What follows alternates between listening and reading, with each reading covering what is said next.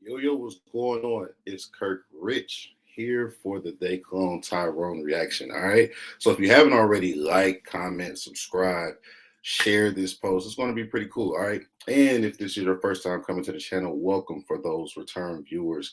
Thank you. Thank you. All of your views, all of your support is it's much appreciated. All right. So let's get right into it. For those who don't know, I'm gonna always speak on things, no matter what it is.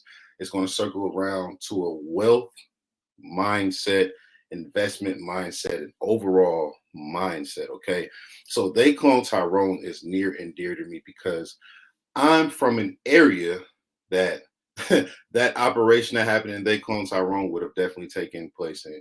I'm originally from East Cleveland, Ohio, right? Now, East Cleveland is even more crazier than Cleveland, Ohio. And Cleveland, Ohio was ranked as the seventh most dangerous city in the entire United States of America. Now, that's not something to feel good about, especially when you're from there, especially when you experience there, especially when I can recall things like being 8 years old, knowing what colors to wear, going on certain blocks, you can't wear this color, getting my Pokemon card stolen, fighting in and out of school, having to fight, having to beat people up really bad just because I was in a gifted class, seeing an unimaginable amount of adults who are like zombie land. They're high on drugs, all type of stuff going on, just chaos. And it almost got to the point where, like, well, it did get to the point where there was a total different city in terms of what the children knew versus what the adults knew, right? Like there were so many kids who were truly raising themselves because their parents were strung out on drugs and things like that, that there was an ecosystem that the adults weren't even aware of, that only the children were aware of, the teens were aware of. I remember getting ready to go to seventh grade, right? And thinking to myself, like, man, I've watched so many friends who I played ball with, who I grew up with. They were dropping out at sixth grade because in East Cleveland, middle school started at seventh grade. They were dropping out in sixth grade to go full time into gang banging, selling dope. So just think about that for a second. So They Clone Tyrone was special to me because it reminded me so much of back home. So let's start with it. All right, one of my favorite characters in the whole movie is the old man, right? And spoiler, they're going to be spoiler alerts here. So this is for people who watched it. All right, the old man, the old drunken man, who most people don't pay attention to, is a prominent figure in the hood. Why? Because remember, that old man used to be young at one point in time, right? And he was somebody. He was somebody because he knew all about the cloning. He knew all about everything. But it's like it was so much on his mind. It weighed on him so heavily, and he knew so much that he couldn't live with it soberly. So he learned to speak in rhythms. And the only reason he ended up helping Fontaine was because what? Fontaine would look out for him first every single day. He would buy a beer, pour him a little bit of the beer. You see what I'm saying? That's a major gem right there. A lot of people you overlook. I told you, go tie it back in the mindset. You overlook the people who aren't millionaires, the people who aren't billionaires. You scoff at them. You judge them. So think about the energy that you're putting out in the universe. Think about the energy that you're putting out in the land, right? A lot of you are from these places like I am. You're from the hood, but you look down on that person. You just look at him as just a junkie. You look down on that person. You just look at him as just an alcoholic. You feel like he ain't got nothing. She ain't got nothing she could tell me, right? But if you actually stop and listen to him talk, right, and just give them that love and attention, right, that love that you're looking for, that certain attention that you're looking for, they'll actually have a gem for you a lot of those times. That's what helped me get to where I want to go. I always say where I'm from and my journey, getting out of the hood, getting out of a place with average income, average median incomes less than $20,000, $30,000 a year. I got the book on what not to do. So when I encountered that thing on what not to do, I was able to have confidence and not do it. It wasn't tempting to me like it would be for somebody who comes from a good environment and they've never encountered that thing and it looks enticing and tempting, right? So that's number one. He helped Fontaine because Fontaine looked out for him. And that was the key to the entire movie. Before we go any deeper, he helped Fontaine because Fontaine helped him. he was the one that told Fontaine, like, hey, straight is greater. Off to see the wizard again. Like Fontaine didn't know he was still in the loop. He was still in the land of Oz. He didn't even know what was going on. And then when the old man saw that Fontaine was starting to get with it, straight is greater. What'd you say, old man? Straighter is greater. That's what started the whole investigation, right? That's what started the whole thing. Now, so look, let that be a lesson to never overlook anybody, never scoff at anybody, because that person that you scoff, that janitor that you scoff at, actually has the keys to the entire building, even the executive level office. All right. They see it all, they hear it all. Okay. So now, next, a part that was very, very near and dear to me was when Fontaine, he's sitting around with the crew, they're drinking, they're smoking, and it's just the whole interaction of, you know, the hood community. The hood community. Everybody is meeting up at the most popular spots and they're cloning the most popular figures in the hood, right? They're cloning the dope boys, they're cloning the pimps, and they're cloning the preachers. Think about that. The dope boys, the pushers, the pimps, and the preachers, the three P's of the hood. Now, why? Because these are the people with the influence, right? Even in the church, where you think you're doing something good. And I'm not talking about a relationship with God or anything like that. I'm just talking about the status of the church in the hood. People go to the church really thinking they're doing something good. They walk to the church, it was like, something's not right. Something's not right. And here's the funny thing about the church in the hood. A lot of times, because I've been in this situation, the church doesn't do outreach to the hood, yet it's in the hood. Think about that. The church doesn't do outreach to the hood, yet it's in the hood. It's like people go to church to escape the hood, yet they don't reach out. And a lot of, especially Christianity, right? If you look at, I don't even want to call it Christianity, right? Like, shout out to Myron Golden, he calls it churchianity, right? But if you look at the origins and actually look at the story of Christ, it was reaching out to those who need it, not huddling together and having this powwow or like a ritual and building one another up inside, and then we're going right back out to the same thing over and over, right? So even it's like the church had the the secret tunnel in it, because hey, we go clone the preacher, because what does this preacher do? He gets people hyped, he collects tithes, he sets the mood, and then they go back out into the world. And then instead of bringing the world into the church, instead of going out, instead of bringing the church to the world, they just come back into the church, right?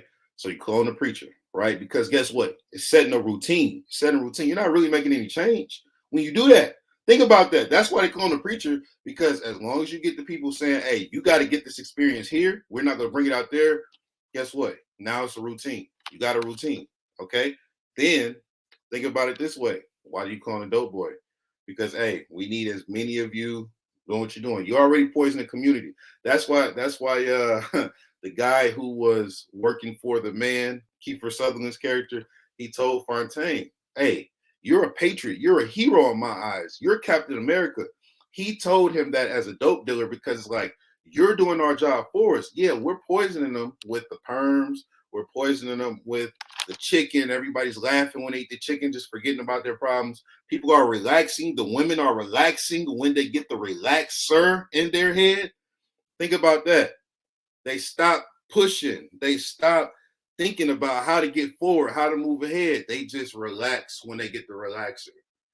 When you get out of your natural element, you have that natural element to want to proceed, progress, evolve. It's the natural human thing. We evolve over time.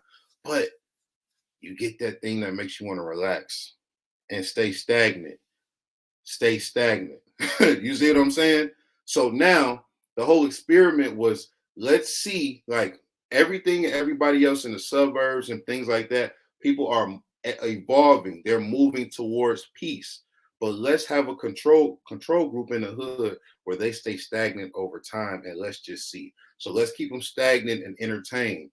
Hey, relax, relaxer. Put that relaxer in your head. You relax, right? That was the message with that. Hey, stop stressing about all the problems in your life and how to move forward and how to solve them. Just relax.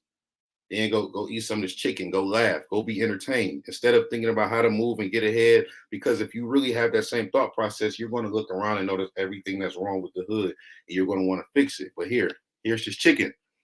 Here's this chicken to make you laugh. Here's this relaxer to make you relax. And here's church on Sundays to build your spirit back up to get ready to go and deal with the same thing over and over.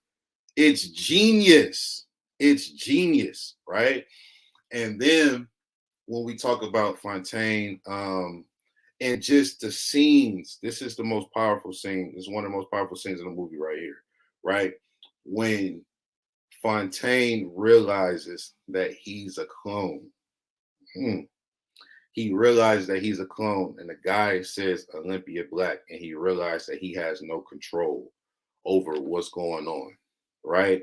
He realized that he has no control over what's going on, and he feels defeated, right? And everybody else around him feels defeated. Now, it's one person there, is one person who has came into their neighborhood and made everybody feel defeated. Because guess what? These people in their own neighborhood, they're not working together. They're thinking, they're living their life as an individual. And did you notice every time Kiefer Sutherland's character came in, he was always talking about we. He was just the man, the front man, but he was always talking about we, right? He was the man they bring to the front. So he comes into the hood with the power of we behind him to an area where they don't understand the power of unification. They don't understand the power of we. Yet they have the people who are owning the shops, who own the chicken shops, who are selling them the relaxers, who are selling them the grape drink that they're drinking in the church. Those people understand the power of we, and those people are in a position of power in a community that does not look like them. And all they had to do in order to blend in and get love from that community was do something, throw on an afro. Throw on an afro. Act like they're a part of the culture. Act like, just blend in. Play the music that they like. Wear the hair like them. Talk a little dialect like them. And then you get in position of power in the hood, because guess what? Everybody out here has that scarcity mindset, not an abundance mindset. When you think in abundance, you think, hey, how can we get enough? How can I get enough for we? So now think about, how can I add value to the group? That's an abundance mindset, right? So you're not coming out here just trying to get enough money just for you. That's selfish. That's selfish. That's why I laugh, like, when people, you could tell when somebody comes from the neighborhood and they make it out and they think they make it big because they're making 60 grand, 80 grand, 100 grand, or because they have an apartment that has a gate. It's like your mindset is so small. If your life ended today, everything and everybody that's connected with you has to continue to live the same life that they were living, and they have to start back from not only zero, but they start back minus 10, because now they have a U-size hole missing in their heart. So you thinking that you made it because you have a gate, you have a cool dog, a car, and a gate on your apartment. Meanwhile, you didn't make enough to impact anybody else besides you. You might have given somebody $50 here, $20 here, and then you had the nerve to film it. That's just how small your brain is thinking, while other people are thinking we and moving in ways that create generational wealth. So you see somebody like Kiefer Sutherland, who is that front person. He's able to go in the hood because he has the power of we, a power of a whole army behind him, who all have the same agenda. And they're able to control without any chaos, without anything. They're able to control because everybody's thinking about I, me. That's a powerful lesson. That's a plague. That's a plague. If you come from those environments, you come from those hood environments, you know that's a plague. Everybody's thinking about me. And then you have places. It's so many things in this movie. It's so many things in the movie. But that was a big one. I can remember personally being in an environment when it was where it was about 20 of us, it was about 20 men of color. And I'm talking about you had people who had street smarts, people who were excellent salesmen of certain things. You had people who it was just a bunch of us. And we were all sitting there smoking and drinking. I was in my early 20s. And I just said a simple line. I said, man, we could all come together and do whatever, run whatever type of business, do whatever we want to right now. Like, what's something that we can do? And it's like record scratch. I'm like, what are you talking about? Everybody just stopped like what? And I was like, oh yeah, I love everybody here. I love everybody here. Pure hearts, pure souls, and everything. But I gotta move on because I see the type of time that we're on, and if I buy into that, I'll never get anywhere. It's the same thing with Fontaine when he felt they said the words Olympia Black, right? And he felt powerless. He had no control. Think about how many black men you're this big bad such and such and such and such. The words, the one time somebody say a derogatory term to you, the one time that girl say you a BAN, you a or you a blunt boy, you a this, you a that, or the one time somebody calls you an N-word, you lose all control and you throw it all away over a word. You lose all progress. How many times have you been in this situation right here? Right? You're progressing, progressing, progressing. And you got to understand everybody doesn't like to see you progress. Everybody doesn't like to see you grow. So while you're progressing, you're standing up for yourself, you're learning emotional intelligence, you're moving, you're seeing yourself bigger than just this thing in the hood or just this dope boy or just this hustler or just this whatever stick up kid. You're seeing yourself bigger than all of that. And somebody says something wrong to you and you lose all control and you throw it all away. That's what that scene meant to me right there, right? That's what that scene meant to me when Fontaine was like, you know what? I'm gonna use this bravery that I have. This I'll kill a mug. I'll hurt you. Da da da. And instead of using that on my people, I'm gonna use it against the person who's suppressing me. And that person said a word, right? And he lost all control.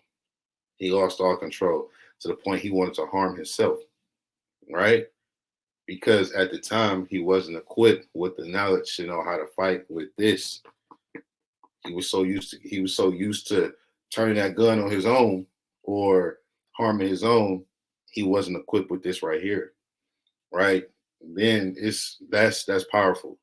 So when Yo-Yo goes back to talk to him and say, Fontaine, like we gotta fight this, we gotta do this, we gotta do that, and he's like, nah, I'm good. He's like, nah, I'm good. And she's like, well, I hope the next version of Fontaine isn't such a pussy. I hope the next version of Fontaine isn't as soft as this. And he like, well, whatever, just give up. That reminds me of the brothers that just give up in the hood.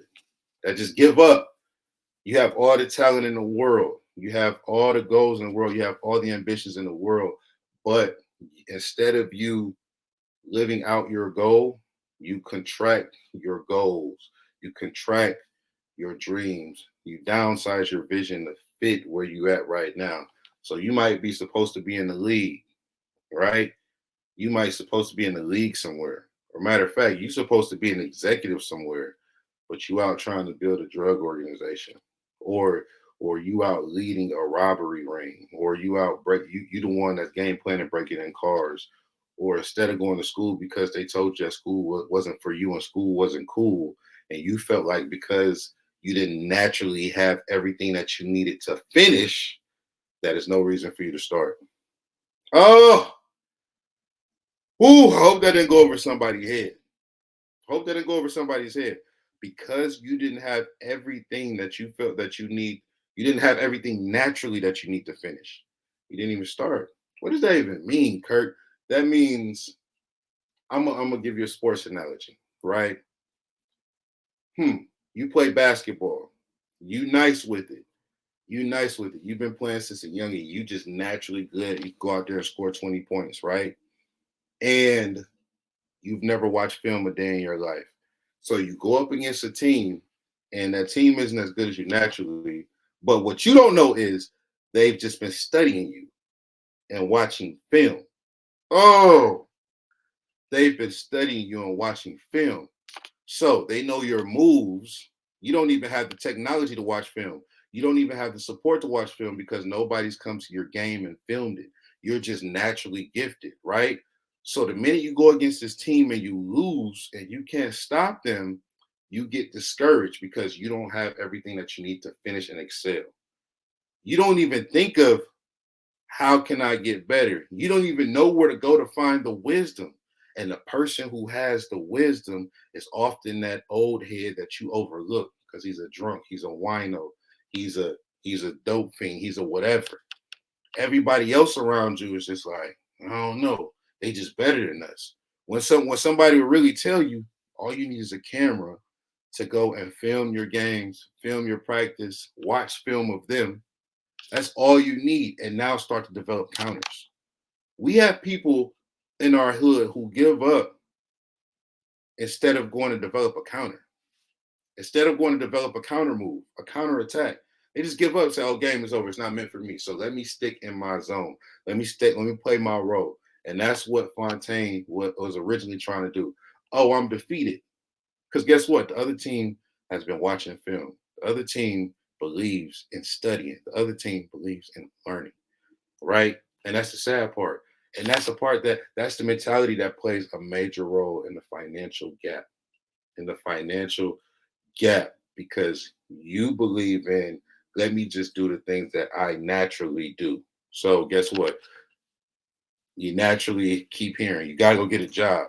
You want your own, you gotta go get something. So guess what you do? Guess what you do? You get a job, you get a car, you get a place. And guess what you can say?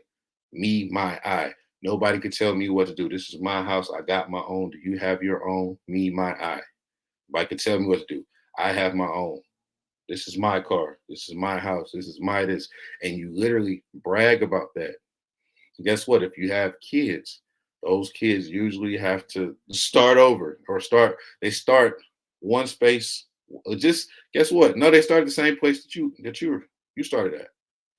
The environment, the settings might be a little better. You might be in the suburbs, but from a standpoint of building and thinking from a we mentality, they got to learn that because you didn't teach them that. You didn't teach them that. You probably taught them, look what I did to make sure that you have all of this, and how dare you be ungrateful? You don't understand what I had to go. It's no we. It's no us. It's no our. It's me and you, even with your own kids who came from you in some type of way. You see what I'm saying? It's a whole thought process. Having an abundance mindset doesn't happen overnight. Just like they said in the movie, it happens over generations. So when Fontaine went to go meet the old version of him, the original version of him, he was like, "This is not going to happen overnight. It's going to happen over generations. Assimilation is better than annihilation." So we've identified the genes, right? The thought processes, the things that people in the hood possess that separate y'all from your counterparts. And in reality, a lot of that is mentality. A lot of that is the what I would call it would be nice. I want it if it's convenient. It would be nice to create generational wealth. It would be nice if every day was sunny and 82 degrees, right? Every day it's not going to be sunny and 82 degrees. So you know what you do? Instead of creating generational wealth, you get back into that desperate mode and you make sure that you have enough for I. You make sure you have enough for me. And if somebody needs to borrow $150, you make sure you have enough for that. And to you, you feel like that's enough. But you would create generational wealth if it was, you see what I'm saying? If you felt like, oh, if it was 82 and sunny outside, of course I would. It would be nice. It would be nice. So a lot of people, just like in the hood, they didn't have a plan. There was no process. There was no blueprint. Instead, there were traps. There were traps made by people who did not want them to be successful. People who wanted to keep them in a control group. Bam, right? Keep them in a control group. So matter of fact, it wasn't even like, we don't even want you to be successful. It's like, We're going to keep this system in place and let's see who stays loyal to it and who's able to break out of it. Right. And if we just keep the system, you don't even want to break out of it. That's a lot of people right now. A lot of people right now, that financial gap, the thing that's standing between you and the financial gap is that you feel you are so used to just doing, working, that you've de-emphasized and you've devalued learning. So when I talk to people who are from these environments like I'm from, and we talk about investment, the first thing they say, how much can I make and how fast can I make it? And you also want to know what they want to know? They want to get it in as fast as possible and learn the least amount as possible. So when I present them, you can learn this much, this fast, and is going to help you make even more, and is going to help you build a system that's going to work for you. And the more time you work that system, the more profits you're going to have, the larger your profit margins are going to be. They can't digest it. They can't digest it, right? Because they devalued the learning part. They're intimidated by the learning, right? And that's what was happening with Fontaine.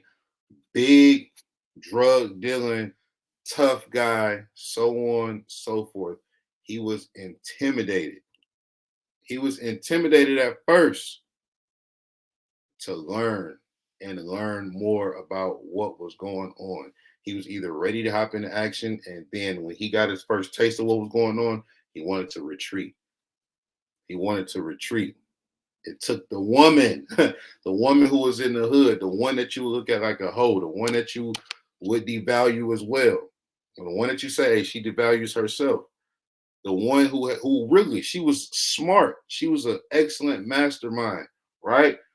But the environment that she was put in relegated her to being the host. She didn't escape that environment because she had somebody else that they cloned, Slick Charles. Instead of doing what? Instead of speaking life into her, instead of helping her get out the hood, he kept her in the hood and put her under his thumb. You see what I'm saying? She had a plan to leave all along. She wanted to leave all along, but somebody got a hold to her, got influence, and that's why they cloned the pimp.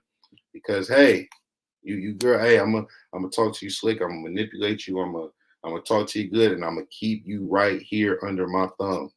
But I'm gonna make you view it as, hey, I'm looking out for you. I'm protecting you. You know what I'm saying? Because it's a crazy world out there. It's a crazy world out there because there are people like me, the other pimps and pushers, the dope boys, the killers and stuff like that who are getting cloned, who make you feel like, oh, I need the protection of somebody. That's crazy. This movie was genius. All right. So some takeaways. Like I said, we always gonna wrap it up. We're gonna talk about mindset and investing. Don't be scared to learn. Don't be scared to work together. It's so much more I could talk about. Even when Isaac and Fontaine linked up, and Isaac was like, "You made a mistake coming here." Pow! Shot him. Right? Shot him again, and it was like, that's another whole lesson. That's a part 2 breakdown. We might do a full podcast on that. We might do a full podcast, but don't be scared of education. Number 1, chase the knowledge. Don't chase the check. Chase the knowledge, don't chase the check. The knowledge is going to not only lead you to the check, but is going to give you the wisdom of what to do with the check once you get it. Because the goal of a check is not to spend it. Because think of it. If your system is get a check, spend a check, no matter how big the check is, you're going to spend it until it's ran out. But if your goal is to get a check from a check, I just dropped one on you right there. Get a check from a check, meaning I get a check and I create a check from a check. So now I'm cloning my checks, just like they were cloning the bad things in a movie. Now I'm cloning my checks. I use this check to get another check. So I studied education. I studied how I got that check, and I studied the size of that check, and I analyzed the process it took me to get that check, and I used that process. I learned how can I optimize that process, how can I take it into my next venture, and I use it to get another check, and then use that to get another check. So now what I'm learning is how to make more money and then how to make it faster because I'm learning. I'm not chasing the check. I'm chasing the education and the wisdom comes with that. All right. So get a check from a check. Stop chasing the check. All right. Look. All right. They cloned Tyrone. Excellent movie. So many messages. Those were a few that just stuck out to me. Like, comment. We comment back. All right, we're commenting back. Like, comment, subscribe. Let me know. How can I add value to you? What are some things that you want to see us react to, talk about, things like that? But welcome to the LYMG community. Welcome to the LYMG community. I hope you love it here. Tell a friend, tell a friend, tell a friend. We're always going to have some good stuff for you. All right. I love y'all. Let's get it. God bless you. Like, comment, share, subscribe, all that good stuff. All right. Kirk Rich. Peace.